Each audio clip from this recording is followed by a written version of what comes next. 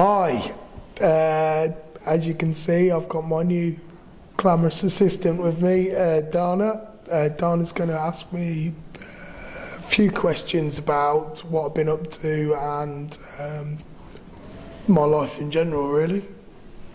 The Matt Hampson Foundation is 1 year old this month. How's it going? The response has been phenomenal, really. I was a little apprehensive at first about how people would kind of receive the new news of it's not for me now, it's for other people. But actually, it's kind of gained momentum since then, and I think more and more people are going to be helped by the foundation. So I think more and more people are buying into it, and they're really kind of taking on board what it does for people. The third walk for Matt was back in May, so can you tell us a bit about it, and will there be another one in 2012? Yeah, there's definitely going to be another one in 2012. The walk was a cracking event, once again, the rugby tour along the canal paths without the rugby, and I think everybody had a great time. And I think it's going to be even bigger and better this year. More and more people are getting the forms in and wanting to take part in the walk, and yeah, it's going to be bigger and better, and should be a real spectacle. Your book Engage came out in August. What sort of reaction did you have back from that? It's had a great reaction. I've had people contact me from all walks of life, letters, emails, and not just rugby fans. You think it'd be a lot of rugby people, but it's not. It's lots of different people have responded really, really well, and I'm really, really proud of how well it's done, and I hope it continues and almost gains some momentum as well. I think it's going to be one of these that's not going to go away. I think people are going to read it and pass it on to their friend, and hopefully can help a lot of people in the same situation, but I think people from all walks of life can take something from it as well. Throughout the book, you relate to lots of different quotes, famous quotes. Which quote do you feel you can relate to the best?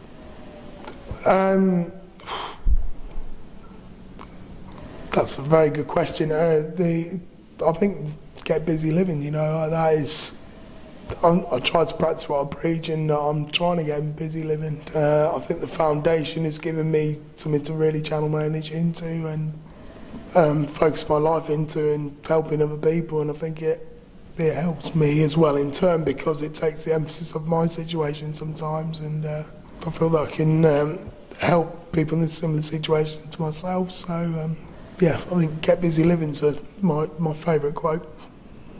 You're involved in the Paralympic rugby team. How did that come about? I had a email from the CEO of the GB team, and he basically said, would I meet to discuss how we can help each other, really. I think the foundation is very relevant to wheelchair rugby, and I think wheelchair rugby can also grow in publicity surrounding the foundation, and vice versa. I think we can both bounce off each other and help each other out. So I met a guy called David Pond, the CEO, and I think the future looks quite bright, and I think we can have a pretty good partnership between ourselves. What do you think of the New England squad and its coaches?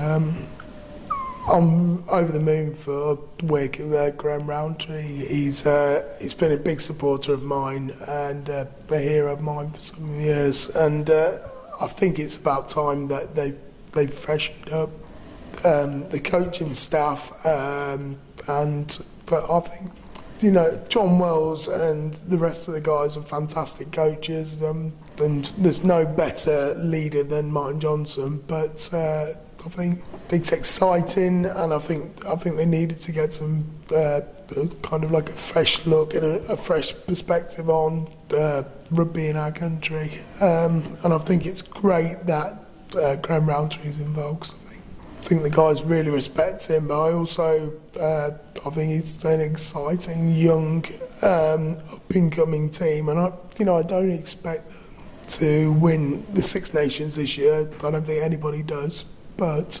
I think if they build on confidence per game and play better per game, I think by the next World Cup, I think we could have a very, very exciting team, and I think we've definitely got the players and the talent out there to become world beaters once again.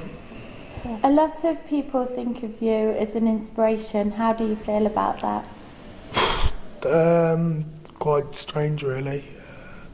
I think I'm in a very lucky and privileged position because of the support that I've had and my family and friends that I've got, and I wouldn't say I'm an inspirational figure, but I feel I've got a story to tell, and I've also got a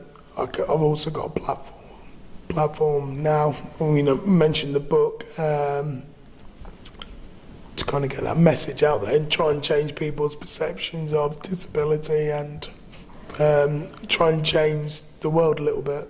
And I think the foundation can really, really help a lot of people, not just financially, but mentally as well. I'm really pleased we've got Henry Fraser involved now, and we're starting to get more and more people interested in what we're doing, and I feel that I'm very lucky to have a platform and to inspire somebody is, that is amazing. I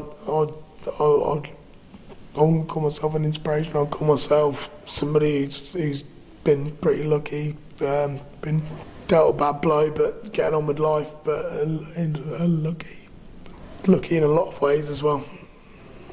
You always seem so positive all of the time. Is there ever moments where you feel less positive, and how do you overcome them? Yeah, I think, I have down days sometimes. I think everybody does. I don't think just because you're in a wheelchair you've got an excuse to have down days. I think everybody does in life. Life is trials and tribulations, highs and lows, and that's the way it is. I'm losing my voice now, but I feel that the best way I get over it is try and go out there and do something, and try and keep as active as possible, and whatever it may be, even seeing, like, catching up with friends and things like that, or speak to them on the phone, or going out seeing other people in the same situation. I think that, like I said before, that kind of helps me get through my life and my ups and downs. But I don't think I've got an excuse to be a miserable git. That's just because I'm in a wheelchair. Some days I am, but I still don't think it gives you an excuse. I think you just got to try and be as positive as possible, and if you can't, well, there's another day, isn't there? And finally, what are your goals for 2012? 2012, it's the usual, New Year's resolutions, trying to lose weight, trying to walk again. No, I'm only joking. No, it's very much. I think I just want to make the foundation as successful as possible. Trying to raise as much money as possible and trying to help as many people as possible in a similar situation, and trying to make an impression on people's lives. Try and help people.